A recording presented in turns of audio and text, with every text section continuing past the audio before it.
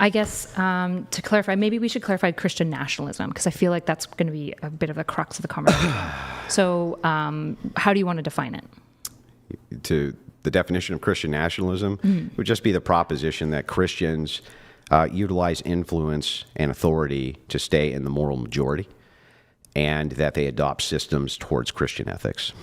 When you say moral majority, what does that mean to you? It means that most laws and social systems confined around Christian ethics. Okay. So you would like to basically see a change of current statecraft to include more Christian policies? All Christian policies.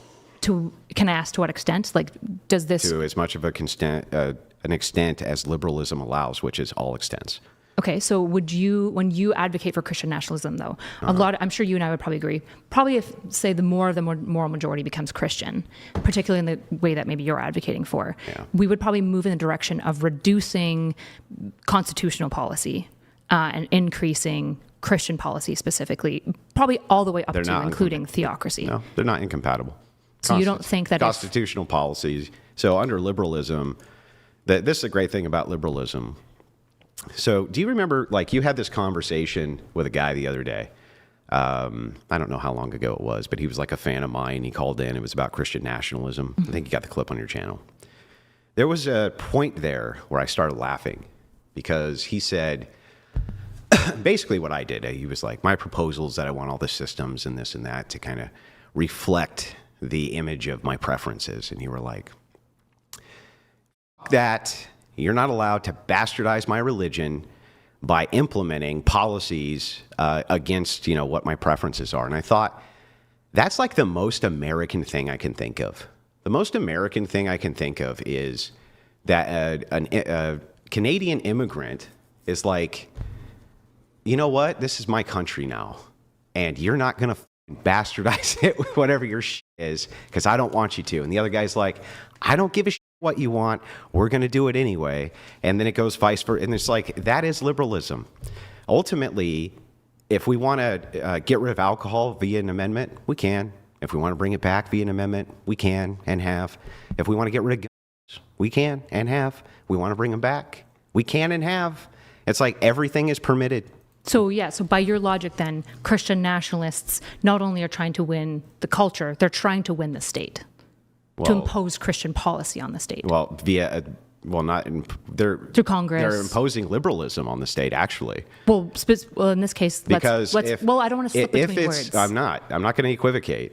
If Christian nationalists amend every single constitutional amendment within the confines of liberalism to reflect only Christian policy, by your metric, that's liberalism. So the issue is that I'm not like a democratic absolutist, right? I don't believe in democracy in the state. I believe in like some level of limited democracy. In fact, even now we have like electoral democracy. We have elected representatives. We don't have direct popular vote, which I think is good. I think that that's a better democratic system than, for example, pure absolute democracy, like popular vote. So there's always limits on democracy, right? So when you say liberalism, I think the issue is like liberalism to you just it seems like what it means to you is we can vote for stuff. No. Is that what it means? What does it mean to you? It's what you outlined in your opening. Liberalism is just a sequence of systems. It's science, man, and it's building, it's industry, and it's all of these isms, which really are just confined to, I want a system. So liberalism is an amoral system. Do you think science is liberalism? No, but I think that liberals adopt science as part of their system. Well, yeah, they allow it. Do you think capitalism is liberalism? I think they adopt capitalism as part of their system. Could they adopt other things? Sure. Okay, so then what's liberalism? Liberalism is an adaptation of an amoral system. What is this? Sorry, at a statecraft level, what does this mean? That you have a system which is an amoral system. Why is the amoral piece essential to because the liberal piece? That's why you prefer secularism. You want a system which is amoral. So it's based on individualism. It's based on... Is individualism amoral? Yeah. Well, from the liberal view, it is, yeah. How is individualism amoral? Because there's no ought. There's no ought under a liberal system for you to do anything. Sure, there is. There's What's- oftentimes, right? Like a liberal what? system doesn't impose any certain moral. Well, the most common consensual Wait, norm. what did you say? A liberal system doesn't impose any certain morals. That doesn't make it like. So when you say That amoral, means amoral. oh, so like they're agnostic. No, they're amoral. It's worse than agnostic. How is that? Because how are these? under- sorry, what's the under- difference between amoral and agnostic on Yeah, morality? so you can be agnostic about something which is moral or immoral, right? That's true. But that doesn't mean you're amoral. But what you're looking for is a system which is amoral. So you're saying, like, look, we're not going to make any moral prescriptions because that's not what the function of the state is. So do you think what the founding fathers did was amoral? Like it's not something to respect. It's not something valuable. What do you think about the founding fathers? What does that have to do with anything? The founding fathers created the American world. You're saying it seems like you're saying America is liberalism, and this liberalism is weak. Or do you think America is something It became else? liberalism when you destroyed the republic with universal suffrage in the 14th Amendment. The republic was just the language utilized to talk about a specific type of democracy, right? No, it had foundationalism. You're talking about 39 out of 50 signers, only 3 of them were deists. And foundationally, the states, under the 10th Amendment, were allowed to adopt their own religions and did. It was only until we got to the 14th Amendment, way later, that this was no longer the case. No. And in your opening, you got that wrong. The Establishment and Free Exercise Clause specifically said Congress shall make no law respecting an established religion prohibiting the free At exercise the thereof. federal level, that's true. The federal level implied to the states. No, that Yes. happened later under the 14th Amendment. No, In fact, under the Constitution. I'll show you. Brian, pull up the 14th Amendment stops states from adopting religion. I'll show you so that you understand how the process worked. So do you think that the founding fathers established a religion for the No, nation? they established the 10th Amendment, which says that all rights which are not given to the federal government are given to the prospective states. Because the First Amendment covered that federally, this was part of a compromise. That compromise happened because of the Articles of Confederation. So the Articles of Confederation initially were the libertarian dream, but they didn't work because states couldn't have uniform commerce or uniform dollars or a uniform military. So they adopted a form of federalism and compromised. The compromise was the 10th Amendment. The 10th Amendment stated that actually states could have their own religions, and they did. Almost all the states had their own religion post-constitutional ratification. And By most own people religion, don't know that. By own religion, what do you mean? Do you just mean the test clause? No. They had state religions. The test clause. You had to be No, to not be a in test power. clause. They had actual state religions. Inside each independent state, they had their own religions, minus, I think, 2 or 3. So why did the federal United States not have a religion? Why did it allow the states to make those choices? Because of the 10th Amendment. What was the principle? What were the founding fathers trying to do? What do you think the founding They were fathers trying cared to about? separate the power of federalists between anti-federalists and federalists. So So they if- compromised on 2 major amendments. The Second Amendment, which initially was way looser in language, and then they compromised on the 10th Amendment as well, because states wanted to have their own militias, they wanted to have their own militaries, they wanted to have their own currencies. Congress was like, look, we need to have the power to raise armies, we need to have the power to coin money. If you allow us to have those 2 powers, then all the other prospective powers will give to the states, which they did. That included religion. So if the founding fathers intended for it to be a Christian nation, to have some level of They intended for each state to be able to govern as they saw fit in order to implement religions But- if they chose to. to the exclusion at a federal level specifically of any religion, right? But that's not in what's in contest here. That is in what's contest, Why? right? If we're talking about America, we're talking about the nation. We're Yeah, talking can the about the First founding Amendment- fathers, can- the minds behind the founding of The the founding nation. fathers put in amendment processes for us to amend things, including the Sure. First Amendment, right? Sure, yeah, but why, if they wanted to blend church and state, why wouldn't they write that in? They did blend church and state They did because not. They under have- the 10th Amendment, they allowed states to adopt state religions. It was only when the Supreme Court looked at the 14th Amendment way later in our history that they decided, and by the way, that amendment had nothing to even do with this. That was about citizenship. State religions isn't the same thing as America having a federal religion. We realize this, right?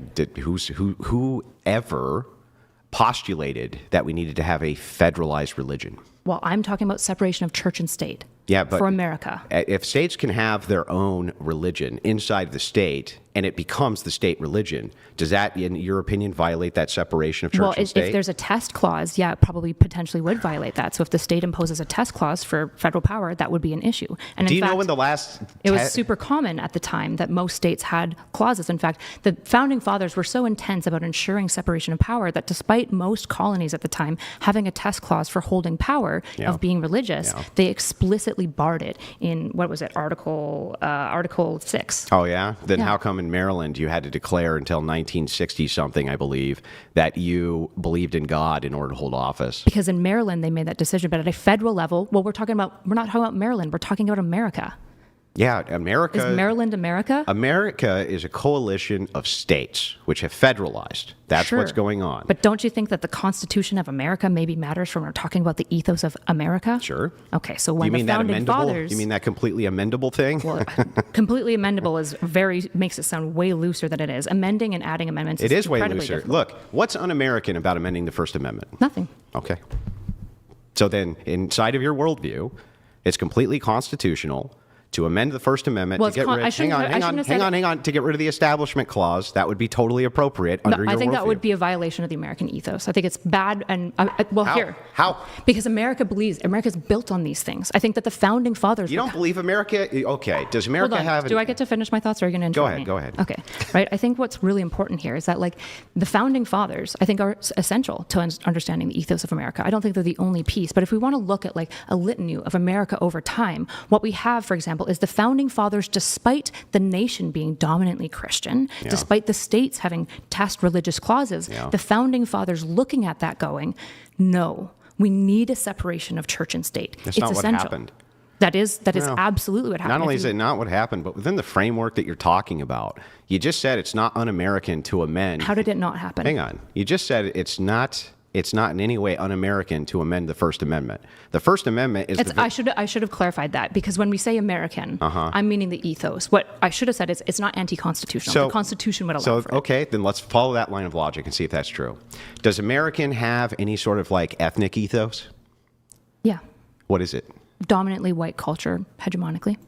So that's part of the American ethos? Yeah, to some degree. Yeah, significantly, right? Like white Should it Protestant, stay that way? I like it, yeah. So America should stay a white Protestant nation? But that's not the central piece of the ethos. You said, does it have a cultural ethos? And I said, I'm asking white should it stay white? No, I don't care about the white And that's piece. not part of American ethos. How is that the case? Absolutely something that can be a part of the ethos and also change. Because the ethos here that's central isn't the whiteness that I was pointing to. It's some of the cultural values that come in. For example, Protestant work ethic, right? Taking value in the product that you make as a company. And if America no longer had any of that and became completely atheistic, but still followed these constitutional amendments, that's still plenty American, right? As long as I hold to central ethos of what I think the American dream and vision is, which we outlined, for example, with the founding fathers at the Declaration of Independence. Well, then if it's not whiteness and it's not and it's not anything cultural, it is cultural. $69. Oh my God! It means that according to no idea what happened there. I apologize. It's okay. If it's not, so here's what I'm asking: if it's not ethnic, what do you think American ethos is? Do you have any American ethos? And it's not cultural. I said it is cultural. It's cultural. Yeah. Okay. So what are the cultural things? What is American culture? Life, liberty, pursuit of happiness, doing things that work, ingenuity, discovery. Life, liberty, pursuit of happiness. Wait, what do you think American ethos is? Hang on, what was the other thing you said? I think ingenuity. Ingenuity. Those are some of them. So as long as... Do you reject these as part of the American ethos? Yeah, I do. So as long as none of these, life, liberty, or pursuit of happiness, or ingenuity is violated, then it's in the spirit of America. Potentially. We would have to look at it in a relativistic, right? Like these ethos-like things, we have to understand like what we're talking about. You'd have to give me an example. That's what I'm asking you about, is what we're talking about. So if any of these things... So what do you think is American? Well, so I think that what's core at the central kind of product of Americanism is this idea of systemic liberalism. The system itself is what American... I mean, what's that? What is systemic liberalism? Yeah, so it's just the idea that like there's a secular separation, there's systems in place within the constitutional confines, there's things which we're appealing to in law. I don't think that liberalism and modernity is doing anything other than looking at those systems. I think that originally our founders wanted to have something which was much more akin to ethno-nationalism, for sure. I think that they wanted to have something that was much more akin to nobody voting in universal suffrage at all, because they didn't give anybody the right to vote. Why? So I don't think that those things were foundational to the American experience, because the founders didn't allow it. Why didn't they? Because they didn't want people to come over here who weren't Western English, basically. That's not why. Yeah, it is why. No, you can read it in Federalist Number 2. Like the argument for suffrage is very clear from Hamilton. Okay, wait. On suffrage. Have you read the Anti-Federalist Papers? No. Do you realize there's Federalist Papers, there's the Anti-Federalist Papers? Yes. These were compromises which were made from the original Articles of Confederation. What did suffrage mean to originally, the the 39, I believe it's 39 out of 50 delegates who signed the Constitution. Only 3 were deists. Most of them were Protestants, loyalist Protestants, by the way. And on top of all of that, most of them wanted only white states, and made it very clear they only wanted white states. They put that into the very ethos of what they considered Americana. Do I think that modern liberalism is looking at any sort of people group? No. Is modern liberalism looking at any sort of like cultural environmentalism in order to like say, hey, this is what America is? No. All you can appeal to is systems. That's it. That's all you have is a system. Liberalism is a system of life, liberty, pursuit of happiness, and ingenuity, whatever the that means. Doesn't even mean anything. Of course it Just means something. what?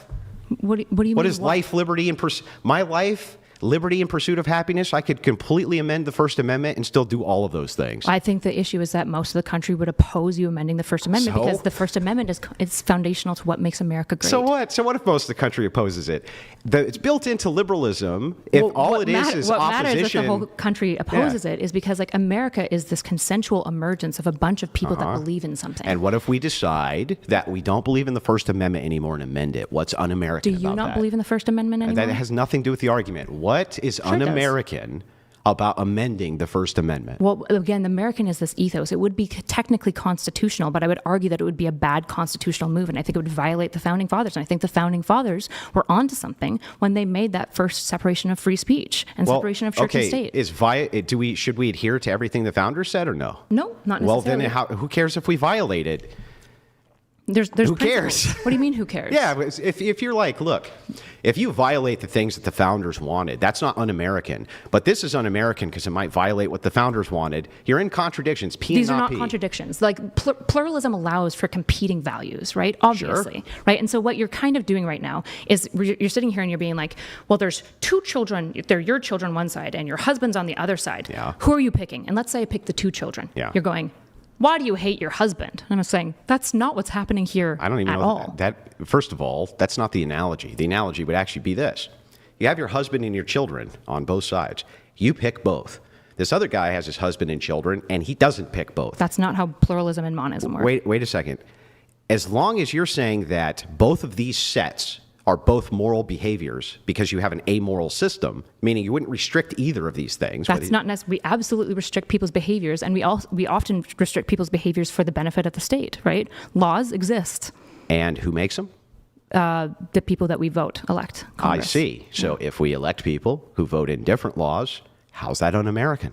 So it would be against the American ethos if a whole bunch of Christian nationalists, for example, convince people that we should actually reduce things like liberty. I think that we would be moving away from You the wouldn't be American reducing ethos. liberty. Absolutely. It would just be a different kind of If you liberty. start imposing church into state, for example, and the only religion that you can practice is Yeah. Christianity, Yeah. that would be violating liberty. How? If we amend the process, how? Even if you amend the process, so you can amend the process to make us a less free nation. But what I would say is that would be wrong. That would be un-American, yes. How? Because America is built on life and liberty. America is built on the fact that you can amend America. No, America is built on Why do we have an amendment process then? Why wouldn't TJ, when he's writing the Declaration of Independence, why wouldn't he, for example, say, America is just what we vote for. It's just like consensus stuff, man. It's just like loosey-goosey. He says specifically an ethos that drives the dream, right? And you're saying, well, this ethos, this dream, it's just silly. It's nothing. I mean, it's just not nothing, right? It makes me go, It's foundationally do you hate America? On liberalism, on the liberal view, right? So you think America's It's nothing? built- Let each other finish, please. It's not built on any sort of ethnicity It's not built on any sort of cultural union. Well, I did say culture. Well, but you just said life, liberty, and pursuit of happiness. Is that not? Can that not be cultural values? Yeah, no. Why not? What's Because cultural values? what does it mean? What's an example of a cultural Well, what value? the does it mean? Let's What's start an with that. example of a cultural value, if not something like life and A liberty? unison of cultural values are usually foundation to ethical systems. No, they're not. So Like what? What's a cultural value that you would say that's a cultural value? I just Give me an told example of you one. I would utilize for culture some kind of glue. That would be a unison. Otherwise, it's not cultural. Okay, what's a Scottish cultural value? Irish. Sorry, you're Irish. What's an Irish cultural value? Yeah, so I think that Irish cultural values would, again, revolve around foundationalism, Like religious what? ethical systems. Like what? Well, for Ireland, I think the Protestant Catholic. So the cultural value is of being Irish is being Catholic. I think that there's a union between the people group and the ethical foundations. So Yes. how are Irish people different than British people who are also on the back of Anglican or Catholic? Well, because they're not, right? So England has a completely different set of people groups which come from Britannians. The Britannians who came in, settled all of England. When the church came in and then they separate into Anglican, they have now a completely different set of value structures than other places do, including would you in Western call it Europe. Anglican? What? The British cultural value? So the Well, I only thing would that say- makes British and Irish people different is one's No, Catholic I and said one's different people Protestant? group. Steel man my What's a cultural value for Irish people? Steel man my position real quick. I'm asking you actually to steel man mine because you're insisting that when I list these ethos, How it's can I nothing steel and man your empty. position when you're asking me questions? I'm asking you questions because you seem to be unsatisfied with the answers that I Yeah. have supplied. People because you're group, not granting me. people group plus ethical If you're system. if you're gonna get us on interrupting, it has to be mutual. Okay. Yeah. So I gave you an example of a couple of cultural ethos, and you said, "What? This is nothing. It doesn't mean anything." well, these and so are- then I said, Wait, hold on. Let so her then I finish. said, Let her finish. "Can you give me an example of, let's say, Irish cultural Okay, ethos?" sure. Hold on, and you said Catholic, and I said, "What makes them different then from just another group of people that are also Catholic?" They have There's- different set values. Like what? Like, for instance, they have different religious foundationalism. They have different values in their society that What they is an honor. Irish cultural value? Give me one. Not life, not liberty, not pursuit of happiness. How am I wrong? I don't know. I'm not Irish. Well, I don't. So if it's Irish values if is it's just being isms, Catholic? if it's just isms of like a cultural value is life, liberty, and pursuit of happiness, then it's like okay, then cultural values are also just not life, not liberty, and not pursuit of happiness. Then does that make any sense to you? That's not what anyone's saying. I'm literally It is just, what you're Wait, saying. let It's each, other, not. let each other finish, please. I'm just asking you for a single example of an Irish Yeah, cultural when you're value, talking- and you're just let- saying, let each other finish, and you're just please. saying Catholic. So what's an example of an Irish cultural value? So, do you agree that Catholic would be an example of an Irish cultural value? I wouldn't say it's unique to Ireland. No. So, why would it need to be Well, unique? we're talking about Is Ireland. life, liberty, and pursuit of happiness unique to America? So are you just saying that cultures don't really exist? They're just the religions. Like there's no difference No, between what a culture- Irish people Let- and let each other finish. and Let each other another finish, and please. another group that's Catholic as What a well, cul- what- like Spanish yeah. people. So what a culture is going to be the grouping of the people, the consideration of the value group of those people, and then the foundations of those people. So what's an example of an Irish cultural ethos? Catholicism, So how is that different than Spanish people who are also Catholic? because they have a different people group, So what emerges that's different between these two groups? language, customs, orders, Yeah, values. not just values. No, Of yeah, course they can not. have- Of course not just They values. can have, actually, they have a lot of shared values. Sure, of course, yeah. But again, you have to take the people group, then you have to take the social orders, then you have to take the foundationalism in order to create culture. For you, you're saying life, liberty, pursuit of happiness. Now, I gave you concrete examples of cultural values. Can you tell me what this means? What does Sure. that mean? So, if we're talking about the culture of people, I think one of the relevant things for the American culture might be, not excluded to, the founding fathers and what they thought. You know, the founding of the entire nation kind of matters. So, in the Declaration of Independence, for example, Thomas Jefferson outlines life, liberty, and the pursuit of happiness. That is a unique thing, a unique hallmark of being Jefferson American. didn't sign the Constitution. That doesn't mean that he didn't write the Declaration of Independence. We're talking about the Declaration of Independence. The Declaration of Independence was a propaganda piece built on an axiom which said under God, right? So as an American, you just don't care about the Declaration of I'm Independence. saying that when we're talking about foundationalism, the reason I bring We're up not that talking about Jefferson didn't foundationalism. sign the Constitution, we are. We're Nope. talking about value structures. You're saying that I'm life, trying to liberty, and figure out- pursuit of Let him finish, happiness. let him finish. You're saying life, liberty, pursuit of happiness is the foundation of Americanism. Nope. Then what is? What is the foundation? It's the foundation of America is the founding fathers. It's the Constitution. It's the Declaration of Independence. It's the Systems. entire idea. It's systems. Well, it's systems and it's ethos. You see what I mean, though? That's circular. It's you not- say life, how is it liberty, circular? What's the life, circle? liberty, pursuit of happiness. That is not the foundation of America, right? I suppose they can be foundations in that, like, they're irreducible. Life, liberty are kind of irreducible Why couldn't they be reduced? because it's going to become circular eventually. Like most things will become circular. Say you have a culture that values work ethic. Yeah. How do you reduce that? What does that mean? What, that people work really, really hard? Yeah, isn't that kind of just like, you're just kind of Yeah, saying that's the a same thing. heuristic, So sure. it's circular. I'm not sure that it's circular, but it's a heuristic. How is saying work ethic is people work hard not circular? Well, you could give qualifiers for what hard work is. What you didn't. You just said I don't need hard to. work is. You just asked me how, and I explained Okay, it. so this is now, one of the when keys we're of- talking about foundationalism, you said life, liberty, and pursuit of happiness, but then said that that's not a foundation, and then only pointed to systems. I said as it's the- no. I didn't say it's not foundation. I said it's Okay. not foundationalism. Because when I'm hearing that, and I could be wrong, when I hear foundationalism, I'm assuming that you mean the philosophical framework. Yeah. Yeah. So when I'm saying foundational, I So just what's mean the philosophical essential. framework of the United States, other than a system? I'm not. So when I'm saying the cultural ethos, Yeah. I'm not talking about the philosophical framework I'm necessarily. asking you, what is the philosophical framework of the United States other than a system? What?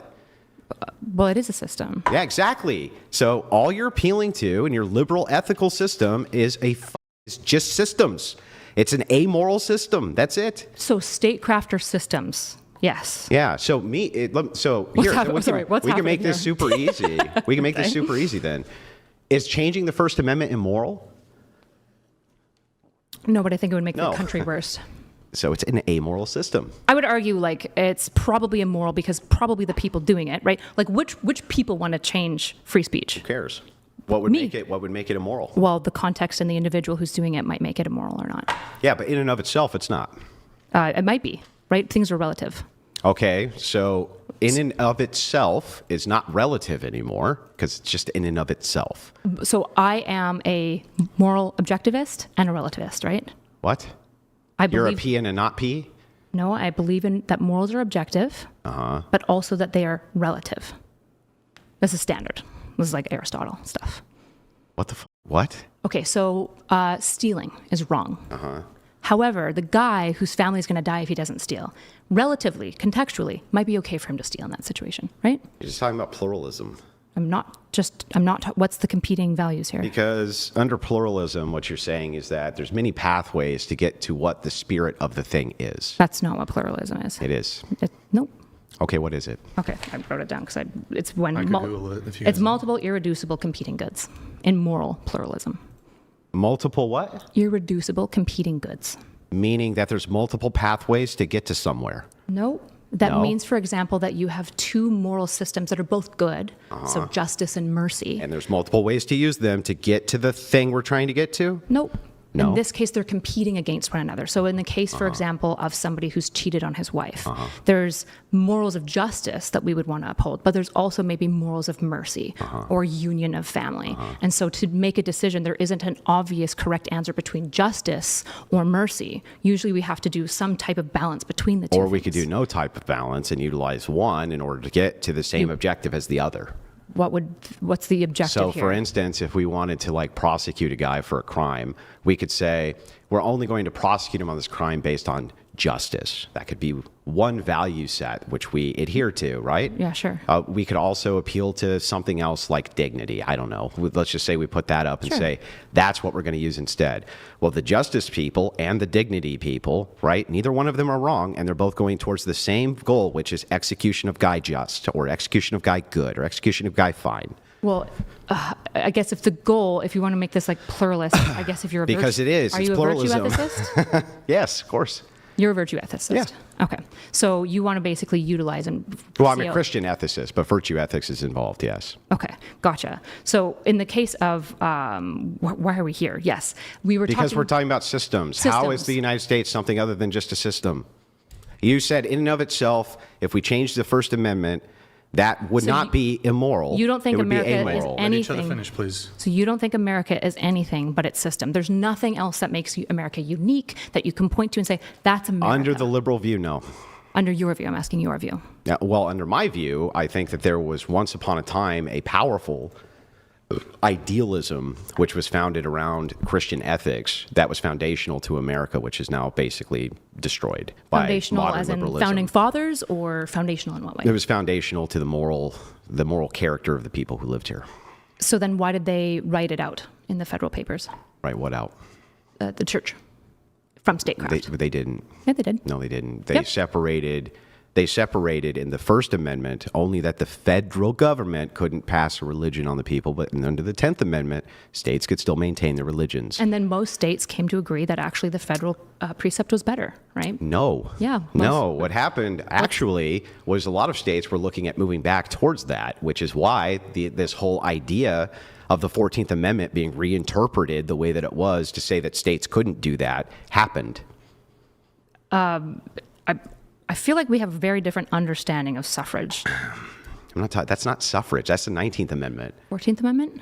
Yeah, the 14th Amendment, I think, is citizenship. It's about birthright Right, citizenship. you're right. It's about birthright citizenship. Yeah, The you're 14th correct. Amendment? Yeah. Yeah. It's the 14th Amendment prohibits states from infringing on religious freedom by applying the First Amendment to them through the due process clause. Read the 14th. Uh-oh. Read it. I just did, but hold on. Wait, there's I want you to read it in a way that sections. goes to his argument. Hold on. I just if want that's him to read the possible. amendment, but I think that that's the case. Yep. Besides, even if it wasn't, it's not dunk for you. You didn't remember. But wait, it is. So the idea of remembering isn't what matters in a conversation of like which idea is more true, right? Yeah, hang on.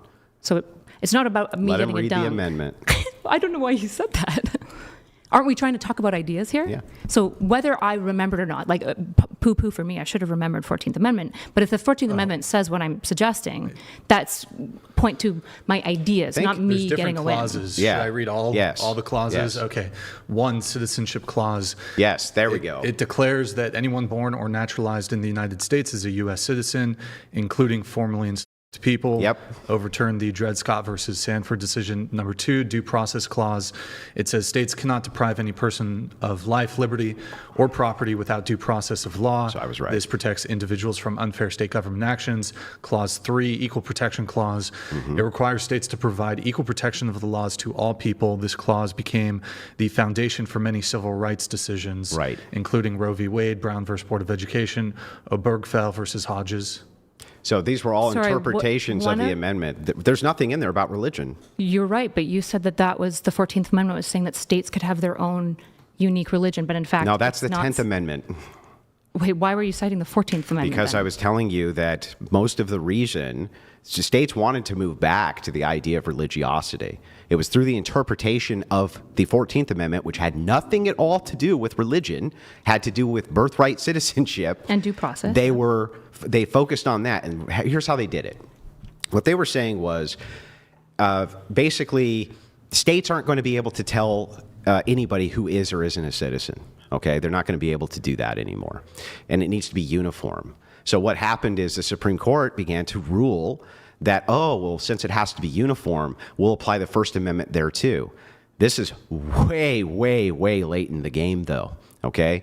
Early Constitution, remember at this time, your founders are all dead, right? All these people are dead. Mm-hmm. They didn't want anything to do with that. They wanted the states to be able to make those prospective decisions themselves, which they were doing. Sure. So there was a compromise, particularly the compromise was because they needed to unite the colonies, but a lot of the colonies had a lot of different predilections about how to run statecraft, right? And so one of the reasons why they wrote out separation of church and state at a federal level, but allowed states to maintain it, is because they wanted states to still join. It was very important to them, particularly since the revolution was about to happen, that they had the states Yeah, none of that's in unified under one dispute. another. Well, again, so the 14th Amendment none of that proved that you were right. Yes, at it all. did. 100% did. That has nothing to do with religion. That was my point, not yours. That was my point. I never said the 14th Amendment had anything to do with religion. You did. I You know, said, I said the yes, First you did. Amendment. I have it written. I've only And I said, the no, First it was Amendment. citizenship. And you were like, no. Oh, wait, it is citizenship. And then Brian, he did a quick Google search. And what he was reading was an interpretation of it. When he read the actual amendment, no, I was correct. I've never denied that it was about citizenship. I said, what does the 14th Amendment have to do with You religion? said read it so that it favors Andrew, but it did favor me because I was right. Well, he started reading it and it had nothing to do with religion. It had everything to do with like equal liberties. No, like, it was the opposite. He was saying first that, hey, this was about religion when it wasn't. no, he was. What? No, he was not. Yes, what was the first thing you read, Brian? Okay. It was the citizenship clause. Mm-hmm. There's the due process clause. No, before that. The first thing that you read. Oh, the first one. Before I looked it up again. Oh, that the 14th Amendment prohibits states from infringing on religious freedom by applying. Thank you. Infringing on religious freedom. Thank you. He was saying that the 14th Amendment was about religion. I said, no, it's not. That was literally about citizenship. Okay. I can look stuff up for you too. I appreciate that. Crazy. Wait, nothing crazy's happened here. Yes, it has. So would you agree that in this conversation, I brought up the First Amendment around religion? You have brought up the 10th and 14th to justify why actually the states were given power to decide their own religion. No, just the 10th. The 14th was how it was why'd you bring up the reinterpreted to 14th? get away from the idea that states could have their own religion. Okay, gotcha.